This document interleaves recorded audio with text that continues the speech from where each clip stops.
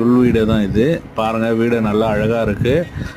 Just ஒரு 5 years தான். 1 BHK வரும் உங்களுக்கு. ஒரு பெட்ரூமில் பார்த்தீங்கன்னா உங்களுக்கு அட்டாச் பாத்ரூமோட வந்துடும். ப்ளஸ் பார்த்தீங்கன்னா கிச்சனு, ஒரு பெரிய ஹாலு, வெளியே பார்த்தீங்கன்னா உங்களுக்கு ஒரு காமன் பாத்ரூமோட இந்த வீடு அவைலபிளாக இருக்குது. ஸோ மிஸ் பண்ணாதீங்க. ப்ரைஸ் பேசிக்கலாம். 40 lakhs கோட் பண்ணியிருந்தோங்க.